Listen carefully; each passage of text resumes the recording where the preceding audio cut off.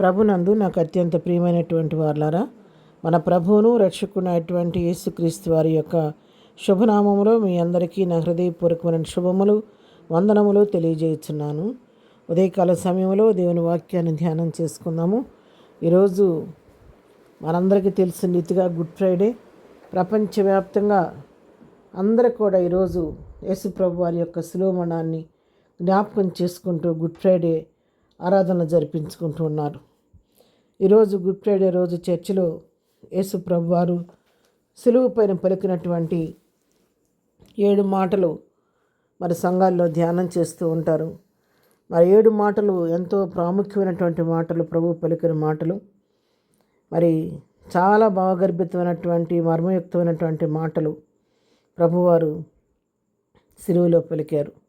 ఆ 7 మాటలు ఈరోజు మందిరాల్లో ధ్యానం చేసుకొని ప్రభు యొక్క శిలువ శ్రమను జ్ఞాపకం చేసుకొని అందరూ కూడా ఎంతో వినయ విధేయతలతో భక్తి శ్రద్ధలతో ప్రభువును ఆరాధించేదను. దాన్ని బట్టి నేను కూడా ఈరోజు ప్రభువారు శిలువపై పలికినటువంటి ఆ 7 మాటలు మీతో ముచ్చటించాలని ఆశపడుతూ ఉన్నాను. ఆ 7 మాటల్లో మొదటి మాట తండ్రి అని ప్రారంభిస్తాడు. ఆఖరి మాట 7వ మాట తండ్రి అని ముగిస్తాడు. మొట్టమొదటిసారి తండ్రి వీరేమి చేస్తున్నారు, వీరెరుగరు గనుక వీరిని క్షమించమని మొట్టమొదటి మాట పలికాడు. ఎవరిని గురించి ఈ మాట పలికాడంటే, ఎవరైతే తనని హింసిస్తున్నారో, తనను గాయపరుస్తున్నారో, కొడాలతో కొట్టి తన శరీరాన్ని చీల్చివేస్తున్నారు, ముళ్ళ కిరీటం పెట్టి మరి శరీరం అంతా ఛిద్రమయ్యే విధంగా, రక్తసిక్తమయ్యే విధంగా దేహం అంతా గాయాలు చేస్తున్నారు, అలాంటి వారిని గురించి ప్రభు ప్రార్థన చేస్తున్నాడు. ప్రభువా వీరేమి చేస్తున్నారు, వీరు ఎరుగరు గనుక వీరిని క్షమించమని చెప్పని ప్రభు సన్నిధిలో, తండ్రి సన్నిధిలో తను ప్రార్థన చేస్తున్నాడు. ఎంత గొప్ప హృదయం అండి. మరి ప్రేమించేవారు ఒక మాట అంటేనే మనం సహించలేము. తను హింసిస్తున్న వారి కొరకు ప్రార్థించినటువంటి దయామయుడు మన ప్రభు. ఈ మాటలో మనం ప్రభు వారి యొక్క క్షమాగుణాన్ని చూస్తున్న వారిని తను క్షమించి తండ్రిని కూడా క్షమించమని అడుగుతున్నాడు. రెండవ మాట చూసినట్లయితే ప్రక్కన దొంగతో మాట్లాడుతున్నాడు.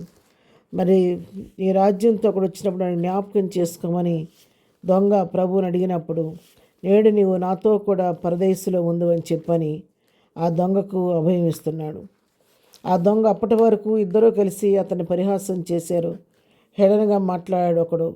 అయితే ఈయన అంటున్నాడు, మనకైతే ఈ శిక్ష తగి ఉంది, కానీ నువ్వెందుకు ఆయన ఆ విధంగా మాట్లాడతావు అని చెప్పి, ఆయన ఏ తప్పిదం చేయలేదు కదా అని చెప్పని, యేసు నీ రాజ్యంతో లోనికి నువ్వు వచ్చినప్పుడు నన్ను జ్ఞాపకం చేసుకోమన్నప్పుడు ప్రభు వెంటనే శిలువలో కూడా ఆయనకు రక్షణ అనుగ్రహించి, నేడు నువ్వు నాతో కూడా పరదేశంలో ఉందని ఆ దొంగతో చెప్పి రక్షణ వాక్కును రెండవ మాటగా ప్రభు పలికాడు. మూడవ మాట మనం చూసినట్లయితే యోహాను సువార్త 19వ అధ్యాయం 26వ వచనంలో మరి తన తల్లిని గురించి పలికినటువంటి మాట, అమ్మ ఇదిగో నీ కుమారుడు అని చెప్పని తన శిష్యునికి అప్పగించాడు.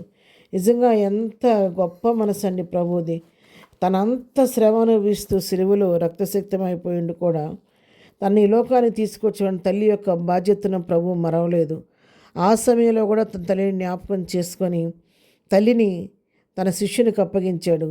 తల్లి బాధ్యత వహించినట్టుగా మనం చూస్తాం. ఈ దినాల్లో కన్నతల్లిదండ్రులను పట్టించుకోకుండా నిర్దాక్షిణ్యంగా వదిలేస్తున్నటువంటి దినాల్లో నిజంగా ఈ వాక్కు ప్రభు పలికినటువంటి మాట అనేక హృదయాలు అది మేలుకొలుపు కలిగించారని నేను ఆశపడుతూ ఉన్నాను. అటువంటి శ్రమ అనుభవిస్తూ కూడా తన తల్లిని గురించి శ్రద్ధ వహించినటువంటి ప్రేమామయుడు మన ప్రభు అయినటువంటి యేసుక్రీస్తు. అది ప్రేమ వాక్కు మూడవ మాటగా పలికాడు. నాలుగవ మాట చూసినట్లయితే మత్తయి సువార్త 27వ అధ్యాయం 46-47 వచనాల్లో చూస్తే అక్కడ ఏలీ ఏలీ లామా సబక్తాని అని పిలిచాడు. ఆ మాటకు అర్థం ఏంటంటే, నా దేవా నా దేవా నన్నేలా చేయి విడిచితివి అని ప్రార్థన చేశాడు. మొట్టమొదటి మాటలో తండ్రి అని సంబోధించి ప్రార్థించిన దేవుడు 4వ మాటకు వచ్చేసరికి తండ్రి అంటలేదుగా నా దేవా అని పిలుస్తున్నాడు. ఎందుకంటే అక్కడ ఆ 4వ మాటలో ప్రభువుకి తన తండ్రికి తనకి మధ్య సంబంధం తెగిపోయింది.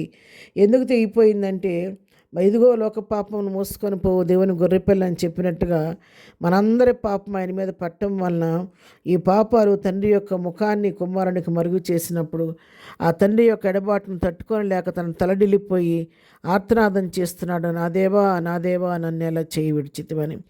5వ మాట చూసినట్లయితే యోహాను సువార్త 19వ అధ్యాయం 28వ వచనం మనం గమనించినట్లయితే, ఇదిగో మరి లేఖలు నెరవేరినట్లు నేను దప్పుకొనుచున్నానని చెప్పి అంటాడు. అవును, అంతవరకు ఎంతో శ్రమ అనుభవించిన ప్రభు, దాదాపు 17 గంటల సేపు శ్రమ అనుభవించిన ప్రభు, 6.5 లీటర్ల రక్తం ఆయనలో నుంచి కారిపోయి ఎంతో త్రాణతో ఉన్న ప్రభు దప్పుకొనుచున్నాడు గారు. కానీ ఈ కఠిన లోకం ఆయనకి దాహాన్ని తీర్చలేకపోయింది. అయితే అది కేవలం శరీరానుసరమైన దాహం మాత్రమే కాదు కానీ ఆత్మల గురించిన దాహాన్ని గురించి ప్రభు వారు అక్కడ మాట్లాడటం జరిగింది. 6వ మాటగా చూస్తే యోహాను సువార్త 19వ అధ్యాయం 30వ వచనంలో మరి సమాప్తమైందని చెప్పాడు. ఏం సమాప్తమైందంటే ఈ లోకానికి వచ్చిన పని సమాప్తమైపోయింది.